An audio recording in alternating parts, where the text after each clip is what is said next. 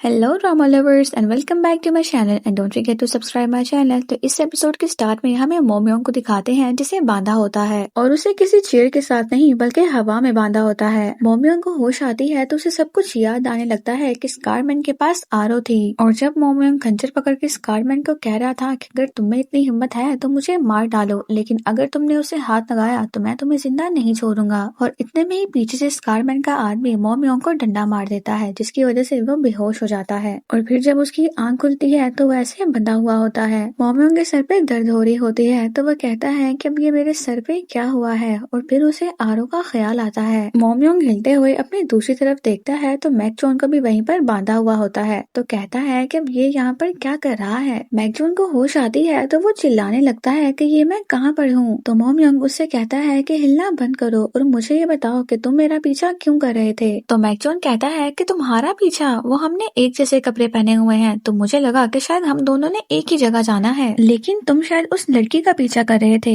आरो नाम है ना उसका, और तुम होरांग हो ना। तुम संभल के रहना, अगर तुम्हें किसी ने कुलीन लड़की के साथ देख लिया ना तो तुम मारे जाओगे। वैसे अब हम उस लड़की की वजह से यहाँ पर फंस चुके हैं तो हम उसी के बारे में बात क्यों कर रहे हैं। तो मोमयोंग मैकजॉन को मारने लगता है तो मैकजॉन कहता है कि अरे तुम मुझे मार क्यों रहे हो, तुम एक लड़की की वजह से मुझे मार रहे हो, तुम्हें तो मैं अभी बताता हूँ। और फिर यूं ही मारते हुए मोमयोंग मैकजॉन को काट लेता है तो वो कहता है कि अरे काटा क्यों। फिर हमें महल में दिखाते हैं कि वहाँ पर सभी होरांग आ जाते हैं। जानियोंग बेनड्रू से कहता है कि क्या हुआ, तुम कमजोर पड़ गए क्या, तुम तो कह रहे थे कि तुम महारानी के वफादार कभी भी नहीं बनोगे। सुहो कहता है कि आज तो तुम बहुत ही अच्छे लग रहे हो बागर बिल्ले। तो बेनड्रू के दोस्त बेनड्रू से कहते हैं कि तुम हमें एक दफा बोलो, हम इन कामों अभी बंद करवाते हैं। तो बेनड्रू उन्हें गुस्से से कहता है कि अपनी जगह पर खड़े रहो। फिर मंत्री भी आपस में बातें कर रहे होते हैं कि ये कितना अच्छा लग रहा है, जैसा सोचा था बिल्कुल वैसा ही है। फिर क्वीन जीसू भी वहाँ पर आ जाती है और वो योंगसिल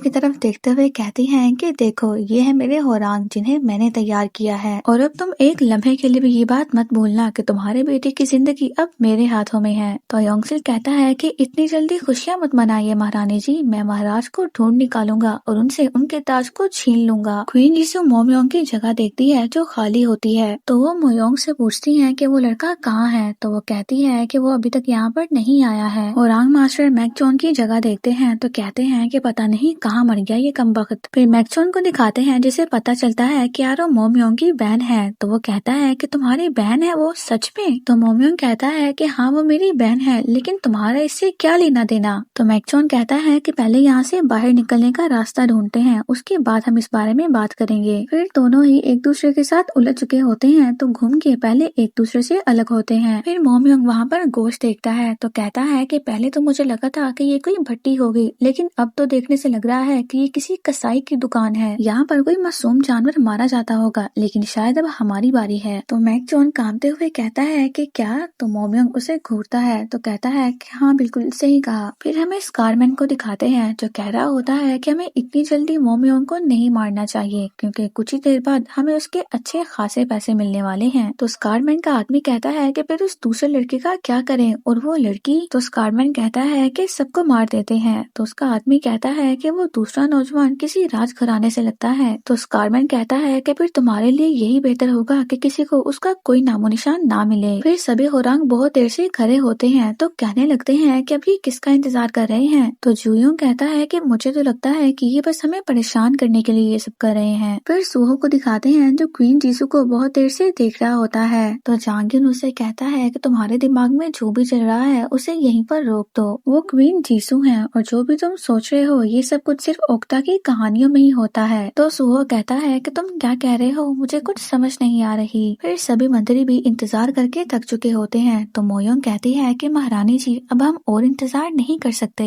तो क्वीन जीसू उन्हें सेरेमनी शुरू करने के लिए कह देती है। मैकजॉन और मोमयोंग को दिखाते हैं जो अभी भी हवा में ही लटक रहे होते हैं। मोमयोंग अपने आप को छुड़वाने की कोशिश कर रहा होता है और मैकजॉन सीटी बजा रहा होता है ताकि पागु वहाँ पर आ जाए। मैकजॉन कहता है कि अगर हम ऐसे ही करते रहे तो सारी जिंदगी यहीं पर लटके रहेंगे। तो मोमयोंग कहता है कि मैं कम से कम कोशिश तो कर रहा हूँ ना, तुम्हारी तरह सीटी तो नहीं बजा रहा। तो मैकजॉन कहता है कि अब ऐसी भी बात नहीं है। और फिर वहाँ पर एक पहलवान आता है, अपने चेहरे पर खून लगाता है और मैकजॉन के पास आ जाता है। मैकजॉन उसे कह रहा होता है कि देखो तुम मुझसे दूर रहो, तुम मेरे पास नहीं आ सकते और ना ही तुम मुझे मार सकते हो। फिर वो अपने चाकू से मैकजॉन पे वार कर रहा होता है, लेकिन मैकजॉन किसी न किसी तरह बच ही जाता है। मोमयोंग मैकजॉन को कह रहा होता है कि इसे मारो, तो मैकजॉन कहता है कि मैं इसे क्या मारूं। मोमयोंग अपना एक हाथ निकाल ही लेता है और मैकजॉन से कहता है कि इसे लात मारो, तो मैकजॉन उसके हाथ में मारता है, जिससे उसका चाकू भी ऊपर को आ जाता है और मोमयोंग उसका चाकू पकड़ लेता है और फिर जिस कपड़े से मोमयोंग को बांधा होता है वो उसे काट लेता है और नीचे गिर जाता है। फिर वो पहलवान मोमयोंग के पास आ जाता है और मोमयोंग तो बस उससे डर ही रहा होता है कि देखो तुम मुझे मत मारो, मुझसे दूर रहो तुम, और तुम मुझे जानते नहीं हो, मुझे उन लोगों से सख्त नफरत है जो अपने पास चाकू रखते हैं। फिर मोमयोंग उस पहलवान को मारता है, लेकिन उसे कोई फर्क नहीं पड़ता।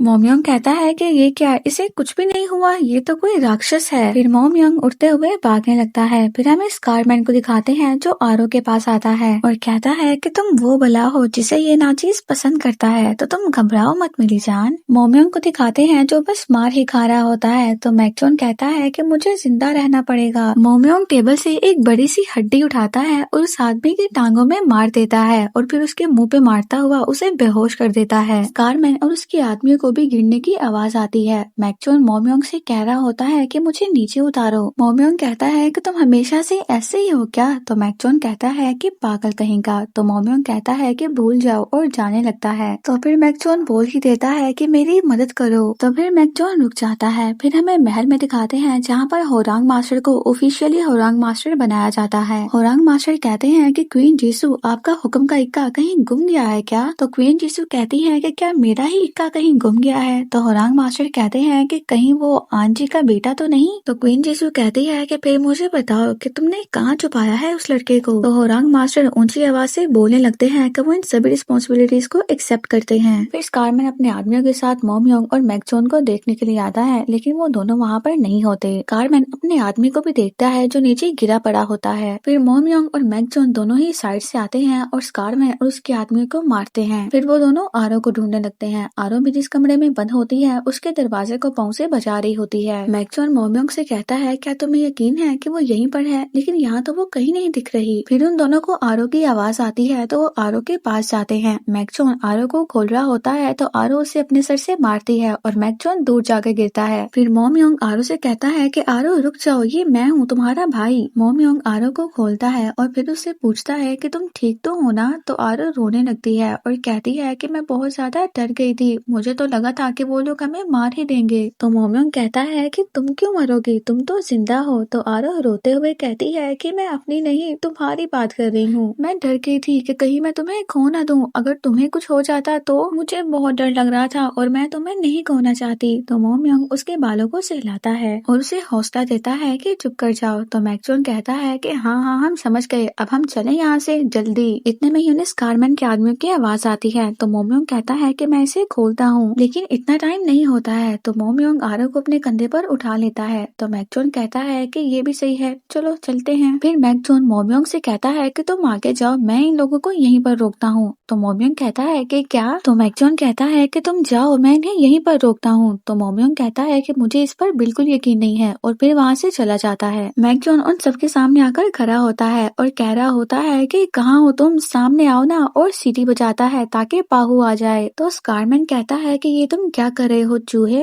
तो मैकजॉन गुस्से से कहता है कि आज तो इसकी खैर नहीं, और उन लोगों पर लकड़ियां फेंकता है। फिर मोमयोंग आरो को बिठाता है और उसे खोलता है और उसे कहता है कि तुम इसी रास्ते से जाना और जाकर भीड़ में छुप जाना और पीछे मुड़कर मत देखना। मोमयोंग जाने लगता है तो आरो उसका हाथ पकड़ लेती है। मोमयोंग कहता है कि अगर तुम्हें डर लगे तो तुम 200 तक गिनना, मैं जल्द ही वहाँ पर आ जाऊंगा। तो आरो कहती है कि मैं बस 150 तक गिनूंगी, तो तुम जल्द ही सही सलामत मुझ तक पहुँच जाना। तो मोमयोंग हाँ का इशारा करते हुए अपना हाथ छुड़वाता है और जल्दी से मैकजॉन के पास जाने लगता है। मैकजॉन उन गुंडों को मार भी रहा होता है और उनसे मार खा भी रहा होता है। फिर मोमयोंग भी वहाँ पर आ जाता है। मोमयोंग कहता है कि ये इतने सारे आदमी कहाँ से आ गए। तो स्कारमैन कहता है कि अरे वाह, तुम्हारा दोस्त भी तुम्हारे साथ मार खाने के लिए आ गया है, और तुमने उस लड़की को कहाँ छोड़ा है। तो मोमयोंग कहता है क्या तुम मेरे कोई स्टूडेंट हो जो मुझसे इतने सवाल कर रहे हो। फिर ये दोनों ही लड़ने लगते हैं और इन दोनों को ही सभी आदमी पकड़ लेते हैं। फिर जब स्कारमैन के आदमी इन दोनों को हवा में उछालते हुए जमीन पर पटकते हैं तो एक आखिरी दफा मैकजॉन फिर से सीटी बजाकर कोशिश करता है। फिर जब आदमी इन दोनों को मारने के लिए आ रहे होते हैं तो पाहु इन पर तीर बरसाने लगता है। मोमयोंग और मैकजॉन वहाँ से भाग जाते हैं। स्कारमैन कहने लगता है कि कौन है जो ऐसे चुपके वार कर रहा है, और फिर पाहु स्कारमैन को भी एक तीर मार देता है। फिर हमें महल का सीन दिखाया जाता है जहाँ पर एक एक करके सभी होरांग्स को उनकी तलवार दी जाती है और वो कहते हैं कि हम इस शाही हुक्मनामे को मंजूर करते हैं। सभी होरांग को तलवार देने के बाद फिर से वो लोग मैकचोन और मोमयोंग का इंतजार कर रहे होते हैं। मंत्री आपस में कहने लगते हैं कि पता नहीं और कितना इंतजार करवाना पड़ेगा। योंगसिल क्वीन जीसू से कहता है कि मेरे ख्याल से आप जिसका इंतजार कर रही हैं वो अभी तक यहाँ पर आया नहीं। क्वीन जीसू कहती है कि जिस बाप ने उसे जिंदगी दी वो उसे ऐसे छोड़कर कैसे भाग सकता है। मोयोंग कहती है कि महारानी जी अब हमें ये सेरेमनी खत्म कर देनी चाहिए। क्वीन जीसू खड़ी होती हैं, अपनी तलवार पकड़ती हैं और अभी इस सेरेमनी को खत्म करने ही वाली होती हैं कि महल का दरवाजा खुल जाता है और फिर मोमयोंग और मैकचोन अंदर आते हैं। क्वीन जीसू अपने बेटे को ऐसे देखकर हैरान होती है। फिर मैकचोन को भी उसकी तलवार दी जाती है। क्वीन जीसू कहती है कि बेटा तुमने ऐसा क्यों किया? तो मैकचोन कहता है कि माँ अब ये मेरा फैसला होगा कि मुझे अपनी पहचान लोगों को कब बतानी है। फिर मोमयोंग भी अपनी तलवार लेने के लिए आगे आता है, लेकिन मोमयोंग को मैकमून के नाम से पुकारा जाता है। तो मोमयोंग को मैकमून का ख्याल आता है और वो कहता है क्या मैं तुम्हारे नाम की जिंदगी जी सकता हूँ? क्या तुम इसे मंजूर कर लोगे? और फिर मोमयोंग भी अपनी तलवार ले लेता है। फिर क्वीन जीसू उन सबसे कहती है कि आप सबको इस राज्य का होरांग बनाया जाता है और अब सिला कोई कमजोर राज्य नहीं रहा है, बल्कि ये तीनों राज्य में से सबसे ज्यादा मजबूत राज्य बन गया है। तो अब सभी होरांग अपने राज्य और अपने महाराज के लिए खुद को कुर्बान कर दें। और फिर सभी होरांग एक साथ अपनी कसम उठाते हैं। फिर आन जी मोमयोंग से पूछते हैं क्या तुम उस आदमी को जानते हो? आखिर उसने तुम्हें और आरो को कैद क्यों किया? मोमयोंग कहता है कि वो दूसरे इलाकों में सोने की तस्करी करता है। मैं उससे बस 2-4 बार ही मिला हूँ और आप मेरी बात पर यकीन करें वो बिल्कुल भी अच्छा इंसान नहीं है। आन जी कहते हैं कि लेकिन वो तुम्हारे पीछे क्यों पड़ा है? तो मोमयोंग कहता है कि अगर मैं सच कहूँ तो मैं खुद भी नहीं जानता। माजी में उससे मेरी 2-3 बार लड़ाई तो हुई है, लेकिन आज आरो खतरे में थी। मैं आगे से ध्यान रखूंगा, ऐसा कभी नहीं होगा। तो आन जी कहते हैं कि आइंदा से आरो को खतरे में मत डालना, वरना मैं तुम्हें कभी माफ नहीं करूंगा। अब तुम्हारा यहाँ से वापस लौटना नामुमकिन है। अब तुम वेद आन जी के बेटे हो और एक होरांग भी हो। अब जो कुछ भी तुम करोगे उसका जवाब दे मैं हूँगा। तो मोमयोंग कहता है कि मैं अच्छे से जानता हूँ कि मैं किसकी जिंदगी जी रहा हूँ। फिर मोमयोंग अपने कपड़े देख रहा होता है और उन्हें उतारता है। आरो अंदर आ जाती है और मोमयोंग को ऐसे देखती है तो कहती है कि ये तुम क्या कर रहे हो? मेरा मतलब है कि तुम यहाँ पर ऐसे कपड़े क्यों बदल रहे हो? तो मोमयोंग कहता है कि क्या हुआ, कोई काम था मुझसे? तो आरो बस कहती है कि वो शाम हो गई है। तो मोमयोंग कहता है कि हाँ शाम हो गई है। फिर आरो मोमयोंग के कपड़े पकड़ती है और कहती है कि तुम्हारे कपड़े तो फट गए हैं ना, मुझे बहुत अच्छे से सिलाई करना आता है तो मैं इसे सिलाई करके लाती हूँ। फिर आरो मोमयोंग के कपड़े लेकर चली जाती है और मोमयोंग उसे देखकर हंस रहा होता है। फिर रात में मोमयोंग को नींद नहीं आ रही होती तो वो बाहर जाने वाला होता है, लेकिन वो सामने ही आरो को देख लेता है जो उसके कपड़े सही कर रही होती है। तो मोमयोंग बस बैठकर आरो को देखने लगता है। फिर आरो अपने भाई का नाम ले रही होती है सियोन यू और कहती है कि यहाँ पर तो अच्छे से ले लिया है, तो उसके सामने मुझे क्या हो गया था?